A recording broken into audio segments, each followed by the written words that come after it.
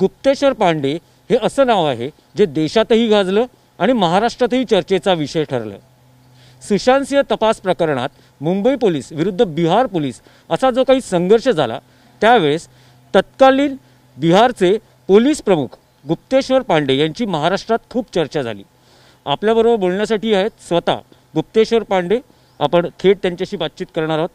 अब तक कुछ निकल के सामने नहीं है जिस तरह से कर सकते हैं। नहीं, हाँ अभी तक कुछ नहीं। सीबीआई के अनुसंधान का तरीका बिल्कुल अलग होता है। सीबीआई को पब्लिसिटी नहीं करना है, तो सीबीआई अपना अनुसंधान का तरीका बहुत ही सिस्टमेटिक ढंग से करती है। उसमें वक्त लगता है।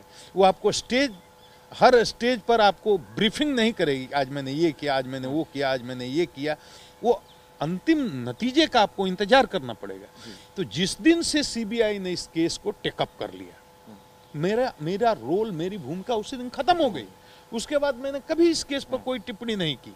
लेकिन देश के मन में अभी भी यह संदेह है कि सुशांत की जो मौत हुई है उसके पीछे कुछ न कुछ रहस्य जरूर है, और मुंबई पुलिस उस रहस्य पर पर्दा डालने का काम कर रही है। और ये मेरे कारण नहीं हुआ है। मुंबई पुलिस ने जिस तरह से अपना आचरण किया, व्यवहार किया बिहार पुलिस के साथ, उसके कारण ये शंका लोगों के, देश के बहुत सारे लोगों के मन में ये शंका हो गई, कुछ न कुछ छुपाया जा रहा है। बिहार पुलिस को इस तरह बेइज्जत क्यों किया जा रहा है, मिलने जा रहा है, मिलने क्यों नहीं दिया जा रहा है, वो टेम्पो से घूम रहा है उसको गाड़ी क्यों नहीं दी जा रही है, एक आईपीएस अफसर जाता है उसको रात में ऐसे क्वारंटीन क्यों किया जाता है।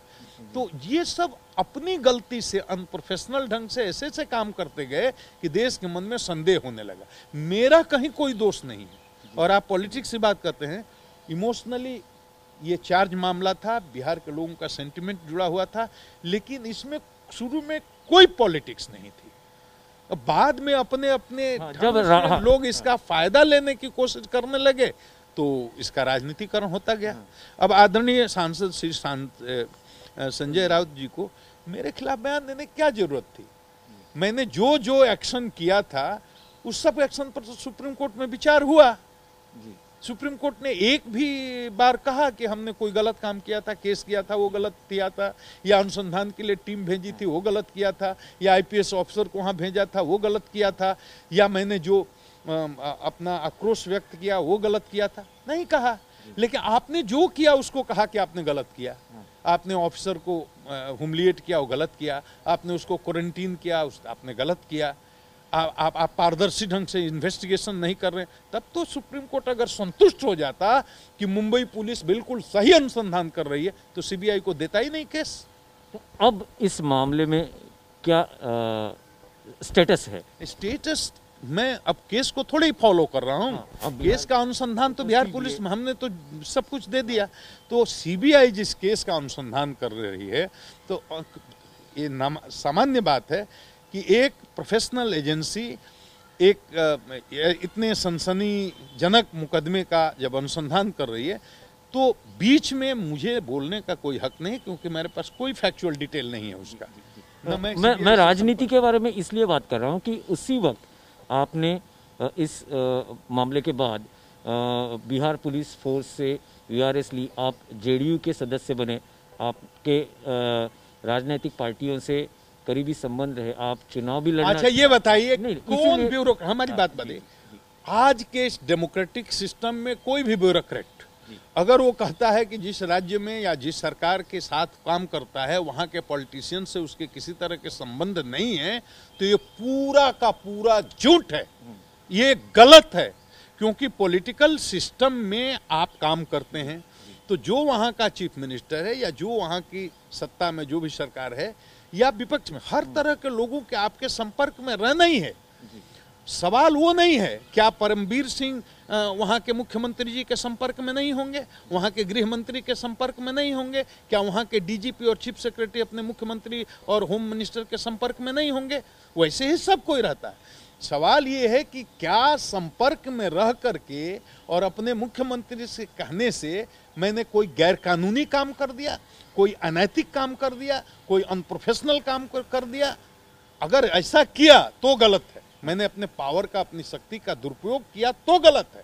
संबंध तो रहता ही है। जी, जी। तो मैंने तो जो जो एक्शन किया बता दिया, एफआईआर कर दिया, इन्वेस्टिगेशन शुरू कर दिया, एक ऑफिसर को वहां पर भेज दिया, अंत में सीबीआई को केस रिकमेंड कर दिया।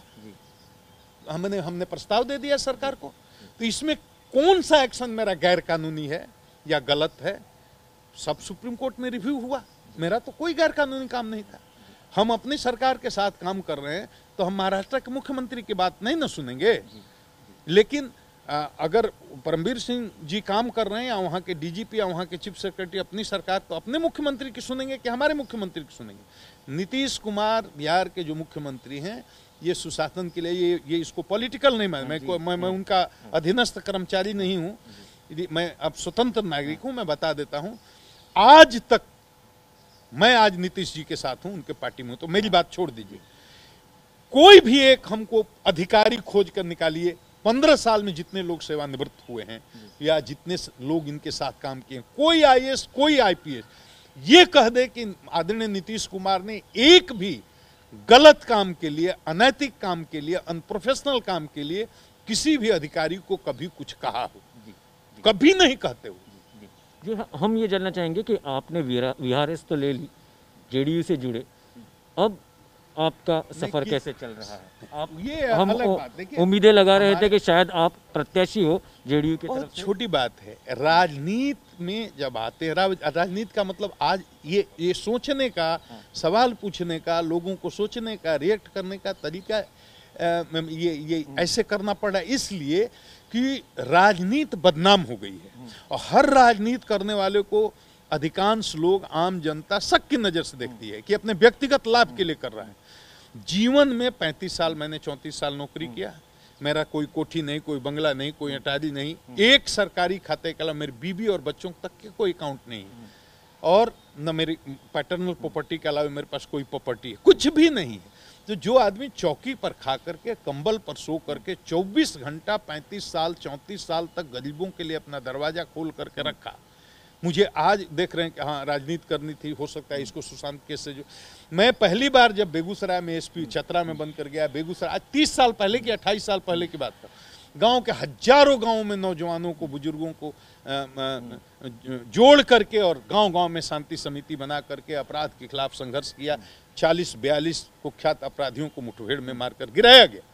औरंगाबाद में 54,000 युवकों को एकत्रित करके और वहां शांति समिति बनाई और गांव-गांव में पूरा मध्य बिहार हिंसा की आग में जल रहा था। तो जहां जहां मैं एसपी रहा हूं, जनता से जुड़ा रहा हूं। मेरे यहाँ टाइम मिलने के लिए नहीं लिखा रहता है कि 2 बजे से 4 बजे, 24 घंटा मेरा खुला दरवाजा है। कोई रिक्शा वाला, टमटम वाला, जूता सीने वाला, खोमचा चलाने वाला, कोई कभी भी आकर के मिल सकता है। 34 साल तक मैंने किया है। तो क्या पहले दिन से जिस दिन नौकरी में आए उसी दिन से हमको पॉलिटिक्स करना था क्या?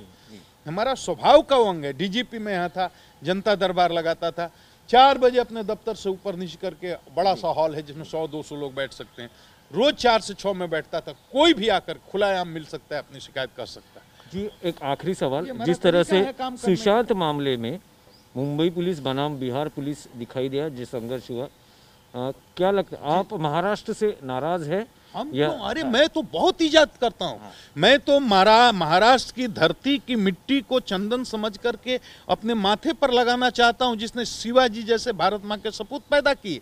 और एक शिवाजी के नाम लेने से ये कहानी पूरी, ऐसे ऐसे सैकड़ों नहीं हजारों में त्यागियों, तपस्वियों, वीरों, वरदानियों का नाम है जो महाराष्ट्र की धरती से आते हैं। संतों का नाम है जो महाराष्ट्र की धरती के आते हैं। मैं तो लोगों को प्यार करता हूँ, इज्जत करता हूँ। मराठा की धरती को, महाराष्ट्र की धरती को, ये वीर बांकुड़ों की धरती है।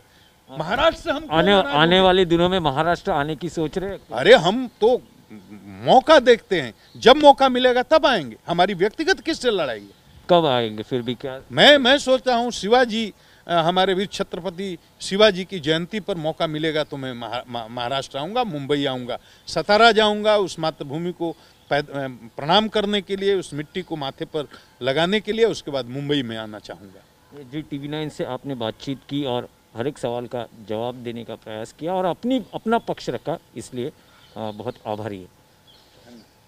वीडियो किशोर भोरसह दिनेश दुखंडे, मराठी, पाटणा, बिहार।